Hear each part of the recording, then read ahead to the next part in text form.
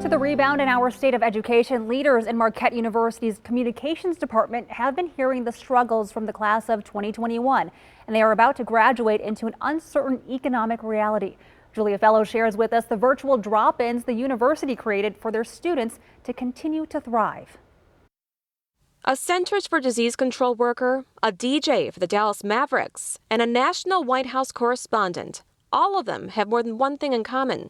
They graduated from Marquette in the field of communications and have been part of Marquette's drop-ins to help students see what can be done with their degrees. It's very eye-opening to understand that communication is utilized in every single aspect. 21-year-old Lace Perry has been able to see the possibilities out there, all in the midst of navigating a pandemic, racial unrest, and college life. There has been a surge of depression I myself have gone through just because of the times that we are living in, and even outside of COVID-related things as far as like the civil unrest. The Diedrich College of Communications drop-ins have helped her, including a panel of alumni who just shared this week what it's like to graduate during the 2008 recession. When the recession hit in 2008, I was 9, and I remember my mom getting laid off and she couldn't find a job for a while. And she is entering into one of the worst job markets in more than a decade.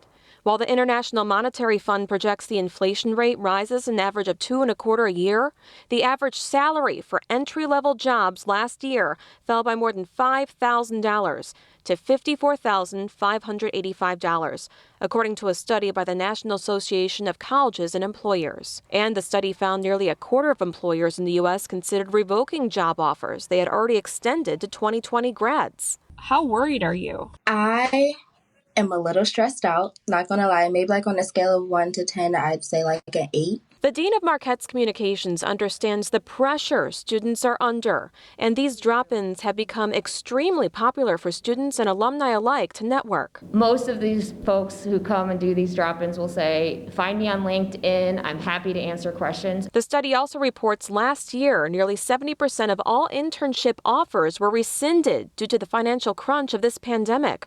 Marquette Communications have helped students pivot online. We have had some students do virtual internships. What does a digital internship look like? We had a student who did an internship in Puerto Rico. Lace feels lucky to have started a fellowship at the Greater Milwaukee Foundation just before the pandemic hit. She's continuing to focus on graduating very soon. Just trying to find different pockets of joy and different ways to release while still being responsible and still holding yourself accountable. Here is your rebound rundown. Check with your alma mater to see if they're offering something similar to Marquette's drop-ins. Network with graduates from your college or university on LinkedIn. And ask for a 5-minute phone call for advice from leaders in your industry. Julia Fellow, TMJ4 News. We wanted to know how this turbulent job market affects equity in the workplace.